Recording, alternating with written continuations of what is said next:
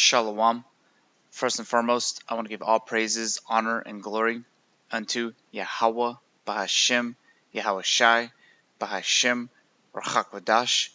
Double honors to the apostles of Great Millstone, and peace and salutations to the Akim who are tuning into these videos.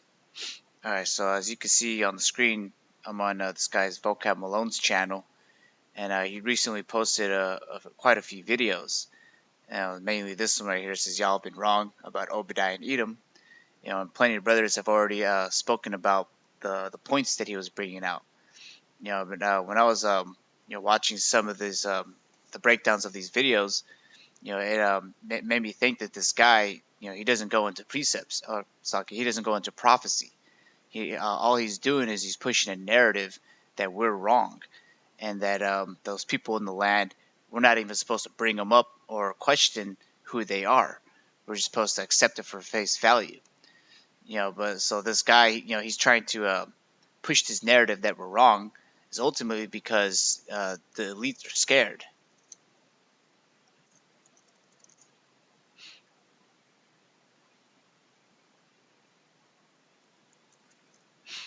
So I'm going to read this here in Revelation 11, verse 11. It says, "And after 3 days and a half, the Spirit of life from the Most High entered into them, and they stood upon their feet, and great fear fell upon them which saw them." And the Spirit of life from the Most High is the Spirit of Yahweh B'Shem Yahweh Shai that's rising us back up. And if you read in the book of Ezekiel, it talks about the valley of dry bones. So we're getting our sinews back. We're standing upon our feet again, and that's what's making these people start to make these bogus claims and stupid breakdowns, pretty much trying to debunk us, trying to quell the spirit. But it's already too late. We've already stood upon our feet, and you can see that the fear is on them, because and I have it experience in this. When I was in the Catholic Church growing up, they never really brought up prophecy. They never really brought up all these topics and characters of the scriptures. It's only now that they're trying to control that narrative, because we're standing upon our feet. They're actually going into the scriptures trying to debunk us. But as the scriptures say, you can't do nothing against the truth, but for the truth. So pertaining to this Vocab Malone individual, he's pretty much a false prophet, because he's saying things that aren't real. He's pretty much just using the scriptures to debunk us, and that's our book. That's the gospel and good news for us, and not for the heathen nations gathered about. And one thing he likes to say is, Esau either has been done away with or hasn't been done away with, and Ishmaelites, and it's just a bunch of bogus claims. Which one is it? Anything he says is pretty much, you could tell that there's a spirit from the left-hand side guiding him. It's because Satan's pretty much just leading them to the corner, and they pretty much want to take us down, but you can't, because the spirit of Yahweh B'Shem Yahweh Shai is like a brazen wall, and nothing is going to be able to take this down. Yahweh Shai being the cornerstone of this foundation, this monument. And they don't understand that because of his sacrifices, the nation of Israel, of the hopeful elect, are able to be redeemed and get back in good graces. So there's nothing that can come up against us. The gates of hell are not going to prevail. That's what Yahweh Shai said to Peter. Upon this rock am I going to build my foundation, or his ministry, and the gates of hell shall not prevail. So we have the spirit and power of Yahweh, Bahashem Yahweh Shai, so that we're guided in these times, so that whenever we encounter these false prophets or whoever it may be, scoffers in the last days, because the scriptures do warn us about them, we test them, and we discern them, and we see their fruits, just as the scriptures say. Pretty much everything that we go through in our daily lives, we filter it through the scriptures, and they don't like that. They're pretty much they get fear from that, because we're getting back in good graces. We're fulfilling prophecy, and that's the thing that Vocab Malone does not go into, which is prophecy. And so one of those questions that the elder brother from the Vegas camp, he did 2 videos where he had these questions, and most likely he's not going to answer them or even shine light upon them. But one of the things is the Old Testament, because they like to say that the Old Testament is done away with. But here at Great Millstone, we deal with both because we can see that the Old Testament prophecies correlate with the New Testament prophecies, vice versa. And we understand that because the scriptures speak about none shall want her mate. The Old Testament and the New Testament complement each other. So I'm going to read this first, but I'm going to go into some of the prophecies of the Old Testament, and just bring up the fact that if this isn't going to happen anymore, as he claims, or likes to make it seem, why even sell the Old Testament if all of it's done away with one precept in their with the whole, what they say, Jesus died on the cross so that everything's forgiven, and now you can just do whatever you want, do what thou wilt. So why not follow your doctrine and rip up the Old Testament? Because they can't, because you can't rip these scriptures. They could try, but it's not going to work. They're not going to prevail against the spirit of Yahweh B'Shem Yahushai. This Bible, that everyone likes to carry around but doesn't understand. It's going to be here forever. So I'm going to read this here in 1 John 4, verse 1. It says, "Beloved, believe not every spirit, but try the spirit whether they are of the Most High, because many false prophets are gone out into the world." So when this individual Vocab or any of other of his cronies or like-minded people will try to come up against this ministry with whatever wayward doctrine or stupid nonsense that they really say, we test it by the Spirit. We defend the gospel. That's what he likes to say that he's doing, but really all he's doing is doing an attack on us. If he had stopped doing his videos, Vocab Malone, we would still do what we're doing. But in Vocab, the only thing that he's doing is going up against us. He's not building. He's not teaching his people about the gospel, the good news of like towards the end of it in the book of Revelation, speaking about how the Messiah is going to return, and that he's going to get all the kings of the earth, and then that he's going to be the true king, which is prophecy in the Old Testament as well. And I'll get that in a little bit, but I wanted to read Joel 2 verse 1, because this is the spirit of prophecy that you're going to encounter in Great Millstone. We actually go into this. We actually study to show ourselves approved, and we actually practice these things. So this is Joel 2 and 1. It says, "Blow ye the trumpet in Zion, and sound an alarm in my holy mountain. Let all the inhabitants of the land tremble, for the day of the Lord cometh, for it is nigh at hand." So those ones who hear this, adhere to it, and have woken up from their sleep, they stand upon their feet, and great fear fell upon those who see that. As the scriptures say, the angels rejoice when one of the members get into this ministry, roughly paraphrasing. So how much more on the left-hand side that they get mad when a person gets woken up. And I've seen it already, many times when a Jake, so-called Black, Latino, or Native American, when they go to camp, they stop and they look at that the sign that we have, and they listen to what we're saying. They're nodding their heads. They're saying that it makes sense. But then here comes Satan. An agent of Satan will come, either because here at the SF camp, there's this Moabite. We call him the porno prophet. But it's as if anytime that happens, he comes out of the woodwork and tries to just indoctrinate them with false ideologies, saying that we're wrong. We listen to too much NWA. He did it to me when I first started going to the camp, and I've seen it happen when other people would stop and listen to us. And it ain't just him. It's if a man's with a woman, she'll pull his ear away from us. But if you hear this, you wake up, you stand upon your feet. That's the angels are rejoicing on that. And then on the left hand side, they're angry. The great fear is falling upon them. And that's why Vocab, because he knows he's got but a short time, that's why he's pumping out all these videos. And yet with all these videos he's posting, he's still not answering us. If anything, he's tippy-toeing around GMS, and he's only just showing those other so-called Black Hebrew Israelite camps that are more like easy pickings for him, because you can't do nothing against the truth, but for the truth. You can't go up against Great Millstone, brazen wall. But continuing back in Joel 2, verse 2, it says, "A day of darkness and of gloominess, a day of clouds and of thick darkness, as the morning spread upon the mountains, a great people and a strong, there hath not ever, so he says, there hath not been ever the like, neither shall be any more after it, even to the years of many generations. A fire devoureth before them, and behind them a flame burneth. The land is as the Garden of Eden before them, and behind them a desolate wilderness, yea, and nothing shall escape them." And this is going into the prophecies of the end times, when Yahushua delivers his elect, and he's going to send those thermonuclear missiles onto this place. That's what it's talking about. Before it was a Garden of Eden, because in the scope of things, America is a very beautiful land. It's a very beautiful continent, but the Heavenly Father is going to make an example out of this place.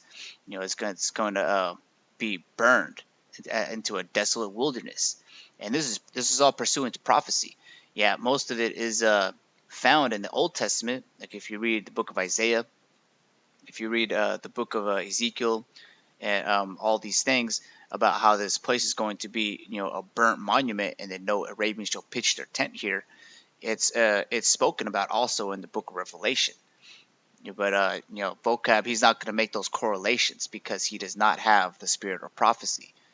So this is Revelation 19 and 10. It says, "And I fell at his feet to worship him, and he said unto me, See thou do it not. I am thy fellow servant of thy brethren that have the testimony of Yahushua."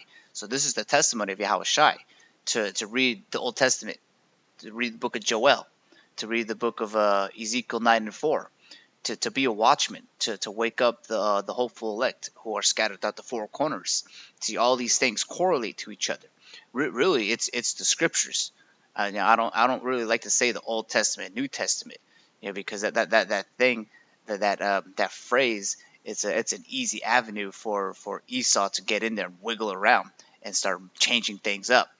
But the spirit of prophecy is going to stand the test of time, and you're going to see the correlation between the so-called Old Testament and the New Testament, which broadly those are the scriptures. But it says, "I am thy fellow servant of thy brethren that have the testimony of Yahushua." Worship the Most High, and that's what they don't like us to do, is to worship the Most High. They want us to pretty much do what thou wilt. That saying that Aleister Crowley said, so that pretty much just do whatever. But when we're following after Yahushua, we're making ourselves a living sacrifice. We're cleaning our garments to be as holy as we could, to the best of our ability, because we know our righteousness as his filthy garments. But the whole thing of this walk in this ministry is that we're going to go through the furnace of affliction, to be tried and refined, so that we worship the Most High. We wouldn't be going through the furnace of affliction if worshiping the Most High wasn't the main purpose. And that's why we're doing these things. Yahushua is the mediator, to the Heavenly Father, until we get those hearts of flesh. But so they don't like the fact that we're following after the testimony of Yahushua and that we're worshiping the Most High. And continuing on, it says, "For the testimony of Yahushua is the spirit of prophecy." And that's why at Great Millstone, when we're out there on the highways and hedges, we're always going to touch on prophecy. That's how you know. It's an indicator to know that this is the spirit of Yahweh B'Shem Yahushua, because it goes into the prophecies. So this is a prophecy that's in Jeremiah 25, and you could read the whole thing right here, and it lists off a lot of nations.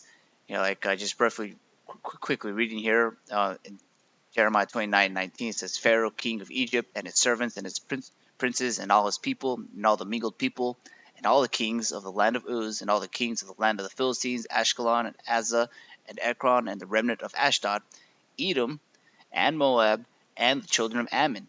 And it's one thing that Vocab likes. He's putting that spotlight on Edom, but really, we're putting the spotlight on all the enemies that have made a tumult against us. Because all the heathen nations, and it's mainly Esau, Edom, who's the number one enemy of us, pursuant to the nations. But it's all these heathens. They've all had hand in hand to put us down, to keep us asleep. Because if we were up on our feet, they would have great fear. So it's not just Edom. Vocab Malone needs to start speaking on. Well, he shouldn't, because this is the Old Testament and it's done away with, as that saying in the world goes. But I want to read the point here in Jeremiah 25. I'll start at verse 27. It says, "Therefore thou shalt say unto them, Thus saith the Lord of hosts, the power of Israel, Drink ye, and be drunken, and spew, the fall and rise no more, because of the sword which I will send among you." And if you read in Isaiah 63, it talks about, I believe it was Isaiah 34, where he's talking about the sword is bathed in heaven. Just real quick, I believe it's Isaiah 34:5. It kind of says, "For my sword shall be bathed in heaven, behold, it shall come down upon Idumea and upon the people of my curse to judgment." So when it's talking about here, it's talking about the Heavenly Father's judgment, and he's going to pretty much, if you read up all these, it's all the heathens. If right here, and the kings of Arabia, in the Edom, Moab, Ammon, and I'm gonna read it again. It says, "Therefore thou shalt say unto them, Thus saith the Lord of hosts, the power of Israel, Drink ye, and be drunken, and spew, and fall." And that's a precept here that I have here in Jeremiah 49 verse 12. It says, "For thus saith the Lord, Behold, they whose judgment was not to drink of the cup have assuredly drunken." And it's speaking about the nation of Israel. Of course, we went against the Heavenly Father, so the curses in Deuteronomy were put upon us, and we were sent back to Egypt on slave ships, which is prophecy that has been fulfilled. But Vocab likes to say that hasn't happened, or whatever he says. It's not scriptural. It's not prophetic. But it says, "They whose judgment was not to drink of the cup have assuredly drunken. And art thou he that shall altogether go unpunished?" So all those people who led the so-called blacks, Latinos, Native Americans, who are the real Hebrew Israelites that the Bible speaks of, the ones who put them into hardcore bondage, the Edomites mainly, but then all the heathen nations gathered about that made a tumult against us. Just real quick, this is Psalms 83. It says, "Keep not thou silence, O Yahweh, hold not thy peace, and be not still, O Yahweh, for lo, thine enemies make a tumult, and they that hate thee have lifted up the head. They have taken crafty counsel against thy people, and consulted against thy hidden ones. They have said, Come and let us cut them off from being a nation, that the name of Israel may be no more in remembrance. For they have consulted together with one consent. They are confederate against thee." And then if you read down, it goes into all the heathen nations. The main ones, Esau, Edom, then the Ishmaelites, Moabites. You get the picture. So all those people pretty much forward our affliction. And so, we drank of the cup of slavery. It's going to read it right here. It says, "And art thou he that shall altogether go unpunished? Thou shalt not go unpunished, but thou shalt surely drink of it." So they're going to drink of it. We're going to render unto them double because of what they have done. And just real quick, because this is going prophecy, this is Revelation 13:10. It says, "He that leadeth into captivity shall go into captivity. He that kills with the sword must be killed with the sword. Here is the patience and the faith of the saints." So we're patiently waiting for this prophecy to happen.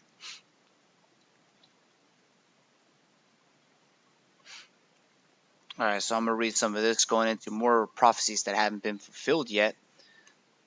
This is Isaiah 60, verse 18. It says, "Violence shall no more be heard in thy land, wasting nor destruction within thy borders, but thou shalt call thy walls salvation, and thy gates praise." So this is a prophecy that hasn't been fulfilled, because Vocab is pretty much sent by those I'll say like this, the mafia. If you understand who I'm talking about, that specific group of people, that we call the mafia.